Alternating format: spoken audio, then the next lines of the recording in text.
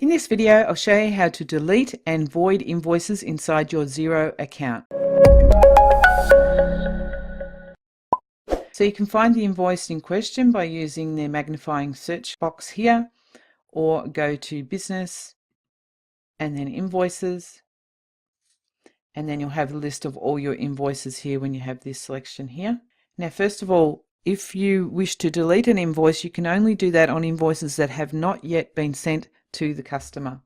So let's look how to do that. So we've got one here as a draft here for this Port Phillip Freight. If we open that and we click the invoice options, we have the option here to click delete. So let's click delete. So this is invoice 1030. When we click delete, we say yes, we are sure, and we go back to the full invoice list. You'll see that invoice 1030 no longer exists. Now, because we deleted that and hadn't been sent to the customer, you do have the option to reuse that invoice 1030 number. If I create one now, it's going to create one in the next consecutive order, 1042, but I can change it to 1030. So I can reuse that one if you have deleted it before it was sent. Now, it's a different story if you've already sent this to a customer. Now you can't delete an invoice, you can only void it, add credit notes, and edit them. So let's say this Ridgeway University, we've already sent it, it's waiting payment, and this is the invoice amount. If we open this, here's our options. We can void, we can edit, or we can add a credit note. So I suggest, say there's been a mistake, there's an overcharge on this one. The best idea is to actually add a credit note. That means that when you revisit this maybe in months or years time and you want to know why that invoice was adjusted, then you'll have a credit note which will show the full audit trail history of why it was adjusted. You can also edit that, so you could edit it and change the amount, resend it to the customer, explain what's going on, or you can actually void the whole thing. So if I click void here, it's going to be like similar to deleting, even though I can still find it again. What will happen is this invoice number 1025 will cease to be allowed to be used because it's already been sent to a customer.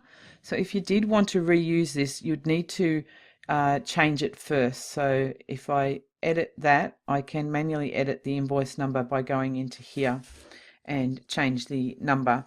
So if I really wanted to use 1025 again, then I might just make up a bogus number here so that I can then, once I've voided it, I can reuse manually by using that number there. So that's how you void an invoice that you have already sent and the customer has not paid as yet. Now, it's a different story if the customer's paid it. This is what will happen if you go into an invoice that has been paid. So there's been some payments and a credit note, etc. There's nothing outstanding on this one. So you don't have the option to void that anymore. So the way you'll need to adjust one that's already been paid is you need to delete the payment amount so that you have the option now to do any voiding.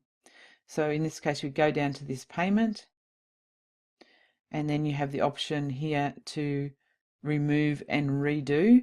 So that would remove this payment of 3850, and then you would have the option, let's just remove that.